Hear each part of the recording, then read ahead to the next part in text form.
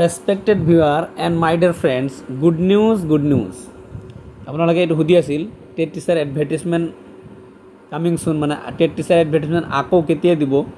এয়া কামিং চুন 2025 মাৰ্চলৈকে যিখিনি টিচাৰ ভেকেঞ্চি হ'ব, এইটো অৱশ্য শিক্ষামন্ত্ৰীয়েও কৈছিল। এডুকেশ্যন মিনিষ্টাৰ ডক্টৰ ৰণেশ পেগু ছাৰেও কৈছিল যে 2025 মাৰ্চ মাহলৈকে যিখিনি টিচাৰ ভেকেঞ্চি হ'ব আগতীয়াকৈ চিলেকশ্যন কৰি থ'ব। তো এই বিষয়ে এইবাৰ DW অথৰিটি ডিৰেক্টৰ মেডামেও প্ৰেছ কনফাৰেঞ্চ কৰি কৈছে যে অতি সোনকালে এই 2025লৈকে ভেকেঞ্চি থকা টিচাৰৰ এডভাৰটাইজমেণ্ট দিব। আৰু অলৰেডি ডাইৰেকশ্যন আহিছে যে ইয়াৰ নেক্সট যিখিনি 2025 30 মাৰ্চৰ ভিতৰত যিখিনি ভেকেঞ্চি আৰু ওলাব সেইখিনিও আকৌ এডভাৰটাইজমেণ্টৰ ৰিক্ৰুইটমেণ্টৰ প্ৰচেছটো আৰম্ভ কৰা হ'ব। লগতে আপোনালোকৰ যিটো ডাঙৰ চিন্তাৰ কাৰণ আছিল সেইটো আছিল যে এইটো এক্সট্ৰা কাৰিকুলাৰ এক্টিভিটি চাৰ্টিফিকেটৰ ওপৰত স্পষ্টীকৰণ দিছে। মই আপোনালোকক তেখেতৰ মতামতো শুনাই দিম।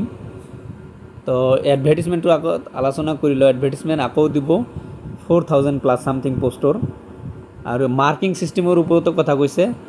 হয়, মাৰ্কিং ছিষ্টেমটো ছেমে থাকিব। ভাগে ভাগে কৈ দিছে যে LPS এণ্ড UPSৰ যি ছিষ্টেমটো বৰ্তমান আছে এই ছিষ্টেমতেই থাকিব। টেটৰ ওপৰত বেছি গুৰুত্ব দিয়া হৈছে। ইয়াতে LPত টেটত 85% আৰু UPত টেটত 80%, বাকী 5% এইবিলাক। লগতে NCCৰ দুটা কেটাগৰী আছে। এটা হৈছে NCC C চাৰ্টিফিকেটটো থাকিলে 5 মাৰ্কছ পাব আৰু NCCৰ D চাৰ্টিফিকেটটো থাকিলে 3 মাৰ্কছ পাব। আৰু এক্সট্ৰা কাৰিকুলাৰ এক্টিভিটি যিটো আছিল, এক্সট্ৰা কাৰিকুলাৰ যিটো চাৰ্টিফিকেট আছিল ইয়াৰ ওপৰত স্পষ্টীকৰণ দিছে। কৈছে যে এইটো ষ্টেটক ৰিপ্ৰেজেণ্ট কৰিব লাগিব।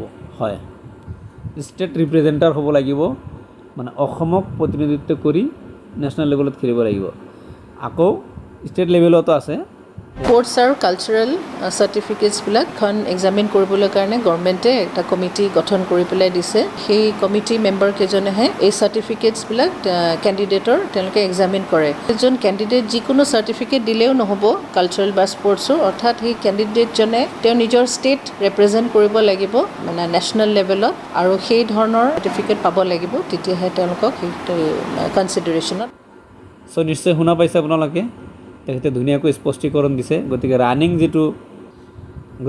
যিটো ভেৰিফিকেশ্যন প্ৰচেছ চলি আছে ইয়াৰ ওপৰতো আপোনালোকৰ কোনো টেনশ্যন নাই। মই আপোনালোকক আগতে কৈছিলোঁ যে গভৰ্ণমেণ্টৰ ওপৰত ফেথ ৰাখক। গভৰ্ণমেণ্টে এইকাৰণেই সিহঁতক মাতিছে, কেণ্ডিডেট বেছি হোৱাৰ কাৰণে গভৰ্ণমেণ্টৰ কিবা এটা আছে কাৰণেই মাতিছে। তাৰপিছতহে একাডেমিক ইনস্পেকশ্যন কৰিব, একাডেমিক ভেৰিফিকেশ্যন কৰিব।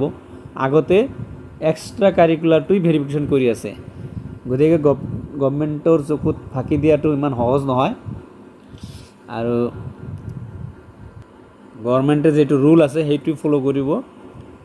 গতিকে ষ্টেট ৰিপ্ৰেজেণ্টাৰ হ'লে কোনো কথা নাই।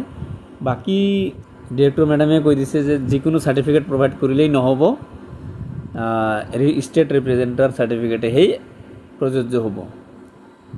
গতিকে কেণ্ডিডেটছাৰো কেঞ্চেল নহ'ব, কাৰণ কেণ্ডিডেটছাৰ কেঞ্চেল এটা ডাঙৰ মানে সিদ্ধান্ত ল'ব লাগিব। এনেকুৱা সিদ্ধান্ত হয়তো নল'ব, কিন্তু কিবা এটা কথা হয়তো শুনাব পাৰে।